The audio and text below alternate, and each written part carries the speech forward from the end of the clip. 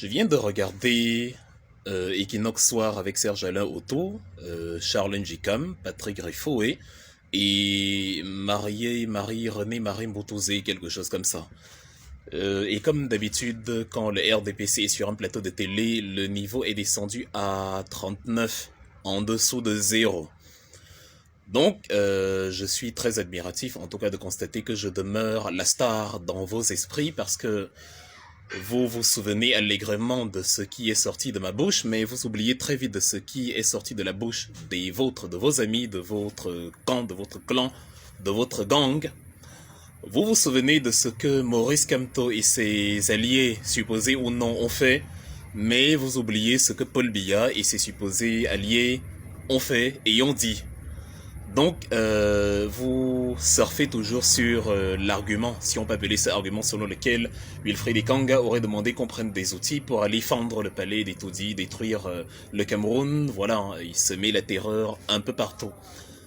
En français facile, ce que vous êtes en train de faire s'appelle la bêtise. Parce que quand on veut résoudre une crise, quand on veut régler un problème, on pose la question, le problème est venu d'où? Qui a frappé en premier? Qui s'est fâché en premier quand l'autre lui tendait la main? Qui a dit à l'autre mouf quand l'autre l'appelait mon frère? On revient donc en 2016 parce que la compréhension de l'histoire vous dépasse totalement. Les anglophones, que vous appelez aujourd'hui ambazoniens et dont vous demandez au MRC de se désolidariser, ne se prétendaient pas ambazoniens en 2016. Ils ont pensé qu'ils sont au Cameroun, ils ont pensé que c'est un pays, ils ont pensé que, conformément à la loi, on peut manifester son ras-le-bol et être écouté. Ils n'avaient pas de tronçonneuse, ils n'avaient pas de machette, ils n'avaient pas de couteau, ils n'avaient rien entre les mains pour faire du mal à qui que ce soit. Vous les avez tapés, vous les avez violentés, vous avez traîné des étudiants dans la boue, vous les avez violés. Comment vous pouvez violer? Imaginez, prenons un exemple vraiment horrible, votre maman, parce que c'était des mamans des gens, c'était des cousins, des frères, de personnes. Vous entendez qu'on a agressé votre père parce qu'il demandait ce que la loi lui confère. On a violé votre maman, on a séquestré votre sœur, on l'a tabassé, on l'a roulé dans la boue.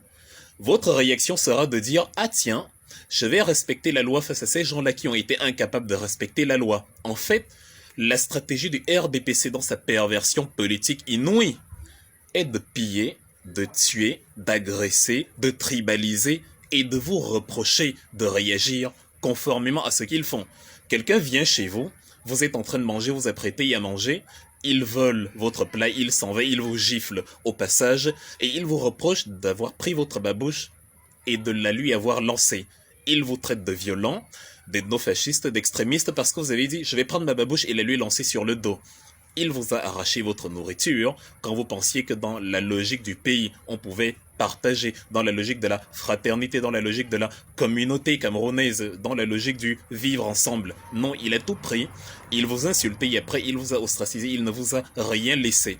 Et comme si ce n'était pas suffisant de ne rien vous laisser, il a décrété que vous n'avez même pas le droit de vous défendre, vous n'avez même pas le droit de pleurer.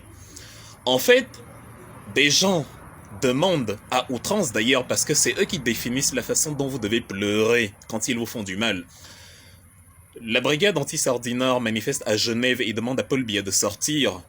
Les gens demandent au MRC de se désolidariser de Maurice Kamto, de se désolidariser de la brigade anti-Sardinard parce que ce sont les pires Camerounais de l'histoire.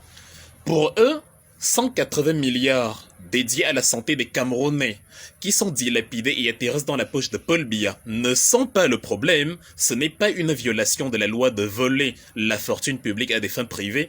Ce n'est pas une violation de loi d'utiliser 40 000 francs suisses, c'est-à-dire 25 millions de francs CFA pour une nuit à Genève, sans compter les frais du tas de poussière que Chantal Biya porte sur la tête, les frais de toute la clique, de tout le troupeau de mercenaires qui accompagne Paul Biya et qui doit être logé, les frais de la location du tarmac où est garé l'avion à l'aéroport de Genève-Cointrin.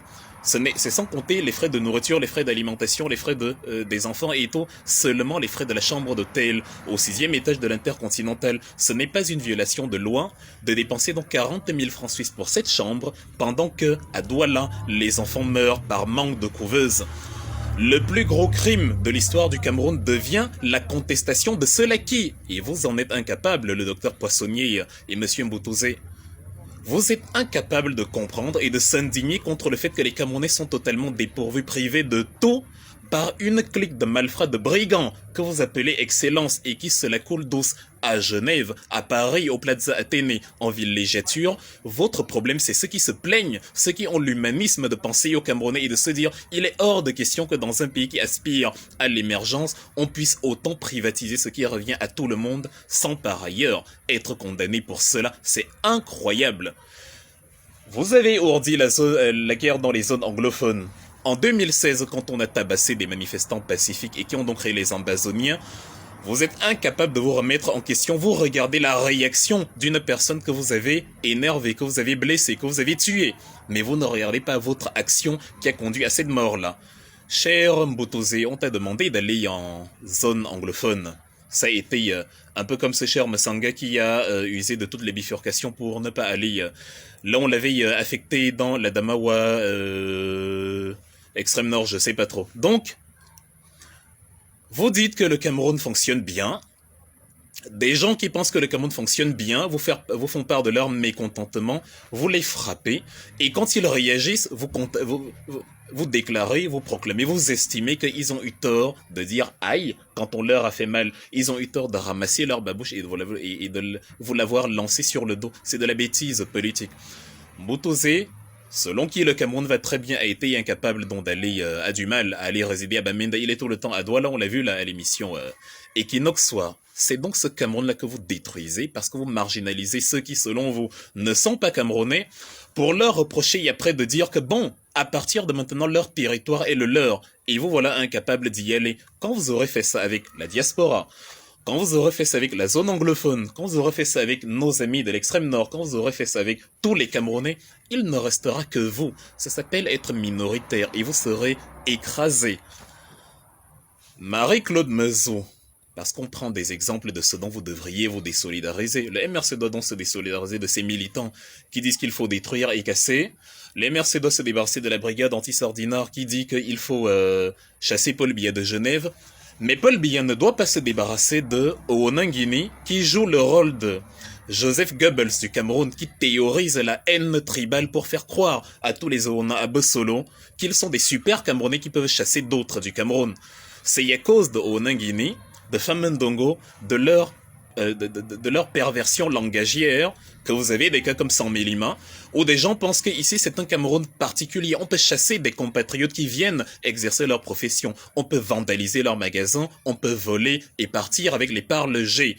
Ceux-là, ils ont cassé, ceux-là, ils ont pillé, ceux-là, ils ont agressé, ceux-là, ils ont fui avec des biens qui ne leur appartenaient pas. À quel moment Paul Biya s'est désolidarisé de ces gens-là? Ceux qui, à Ebolova, ont pris sur eux de remplir une bouteille d'eau sale ou d'urine et de verser sur leurs compatriotes en disant « Rentrez chez vous ».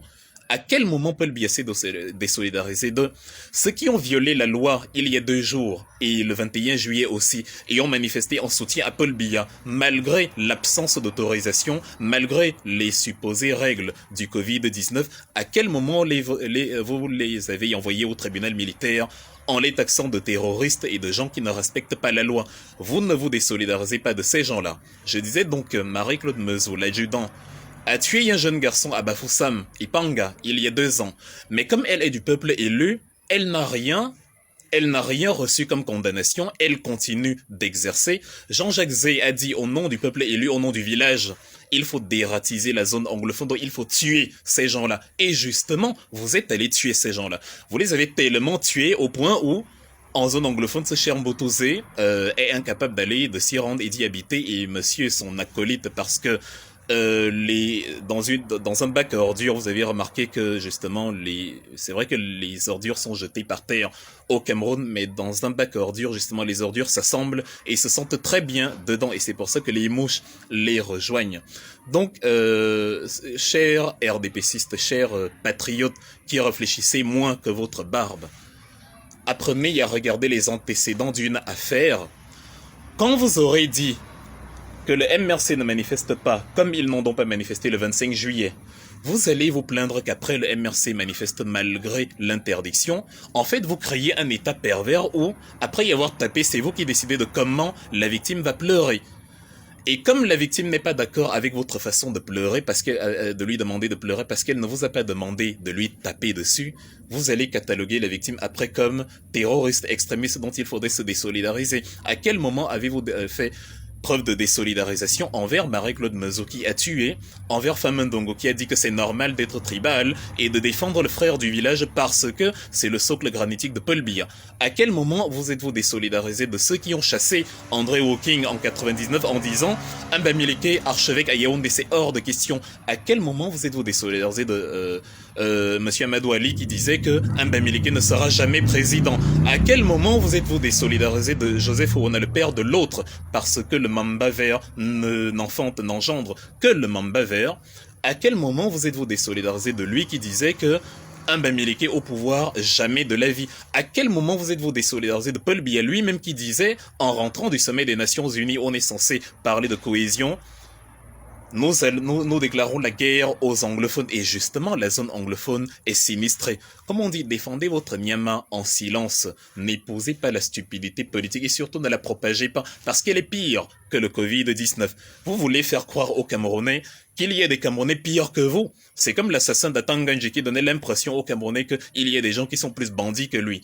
Vous tuez des Camerounais, vous volez, vous violez, et dernièrement vous avez tenté de protéger un violeur en créant avec vos amis des contreversions factices pour justement étouffer le sujet principal, de la même façon que vous tribalisez le débat et étouffez les sujets principaux parce qu'on ne doit pas questionner les 180 milliards, les 3000 milliards, la spoliation des biens publics et le mépris des lois par Paul Biya et par vous-même qui marchez au nom de Paul Biya au mépris des lois et sans attendre l'autorisation. Donc la perversion politique que vous avez distillée dans le paysage camerounais et qui consiste à faire croire qu'il y a des gens pires que vous, elle ne fonctionne que sur les naïfs. Ça ne marche pas comme ça. Entre ceux qui ont tué, vous ne connaissez rien à l'histoire, entre ceux qui ont tué et ceux qui ont dit on doit mettre les barrières, on doit se défendre, on doit avoir un bouclier, on doit essayer de résister, on doit prendre un masque à gaz pour empêcher les policiers de nous asperger et continuer notre marche, on doit neutraliser les voitures des policiers pour les empêcher de nous suivre. Et ceux qui ont tué, tabassé des êtres humains. En fait, la stratégie ne change pas. La brigade anti-Sardina en 2019 avait subi le même sort. Ils sont allés vandaliser les ambassades à Genève. Et vous avez estimé que c'est pire que ceux qui ont tiré sur Michel Doki, sur Célestin Jamen, sur Gaëtan Gankam. En fait, vous faites un transfert de culpabilité d'une ingéniosité mais diabolique. Donc c'est les méchants dont Maurice Kamto doit se désolidariser qui ont vandalisé et renversé quelques papiers à l'ambassade et qui sont pires que ceux qui ont tiré dans les cuisses d'une femme qui était en train de rendre visite à un compatriote sur le parvis d'un hôpital. Pour vous, dans l'échelle d'indignation totalement absurde de votre stupidité politique, pour vous, les criminels, ce sont ceux qui ont vandalisé, c'est pas ceux qui ont tué. Le criminel, c'est celui qui dit « on va stopper les voitures de police ». Mais ce n'est pas celui qui, parce qu'il a l'arme de la police, va tirer sur un compatriote. C'est comme ça que fonctionne le paradigme de la norme inversée. Donc je veux bien que je sois votre star et que vous surfez sur l'élément là, pour toujours faire apparaître les émercistes ou les activistes de la diaspora dans vos interventions totalement nullissimes à la télévision. Mais le Camerounais doit savoir que, quelle que soit la réaction qu'un Camerounais aura aujourd'hui, elle découlera du mépris politique, du barbarisme politique de Paul Biya. Nelson Mandela, que vous célébrez aujourd'hui, a brûlé les passeports intérieurs en Afrique du Sud. Nelson Mandela a mis le feu dans les postes de police pour justement protester contre l'apartheid parce qu'on ne lui laissait pas la possibilité de manifester pacifiquement. Dans la logique du droit des femmes en Europe, où vous avez étudié, je parle au docteur qui est moins intelligent que sa barbe, monsieur Rifoé, nous avons Emmeline Pankhurst en Grande-Bretagne qui a permis aux femmes d'avoir le droit des femmes en 1918 à la fin de la Première Guerre parce que elle entrait sans autorisation à l'Assemblée. Elle brûlait des voitures, elle brûlait des champs de production agricole parce que les voix pacifiques, les voix ordinaires, en tout cas parce qu'elle n'a tué personne, ne se faisaient pas entendre. Elle avait créé la WSPU, Women's Social and Political Union.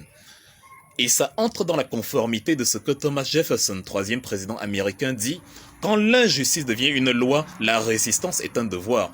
Donc lorsque vous dites que le MRC doit abandonner le plan national de résistance, dont le RDPC qui a pourri le Cameroun, donne les leçons aux Camerounais de comment résister au RDPC. C'est comme si le Cobra Royal vous disait « Hey, je te donne la recette contre mon venin ». Soit vous êtes politiquement stupide, soit vous pensez que les Camerounais sont politiquement stupides. Je vous rassure que c'est la solution, la réponse numéro une. Donc, les Camerounais n'étant pas stupides, ont décidé de définir eux-mêmes la façon dont ils vont pleurer. Et c'est justement parce que leur façon de pleurer ne vous plaît pas qu'ils comprennent que c'est la bonne. Maintenant que vous avez interdit la manifestation à Yaoundé, attendez-vous à bien pire. À Genève, à Paris et consorts, attendez-vous à ce que les activistes de la diaspora traquent Paul Biya comme un petit rat, puisque c'est comme ça qu'ils se terrent, parce que justement ils ont constaté que il n'y a pas la possibilité de s'exprimer au Cameroun. Les réactions des Camerounais que vous condamnez actuellement dans une mauvaise foi dantesque viennent du fait qu'ils réagissent à votre inconséquence sur le terrain. On a tiré sur Michel Ndoki, d'autres ont vandalisé les ambassades. Vous avez tué un jeune à Bafoussam et forcément, il y aura des contre-réactions ailleurs. C'est comme ça qu'on fonctionne. Si vous avez cru que les Camerounais allaient accepter naïvement de se faire taper sous toutes ces formes parce que, pour vous plaire, ils vont éviter d'utiliser des méthodes qui sont les leurs, vous mettez le doigt dans l'œil. Louis XVI voulait fuir.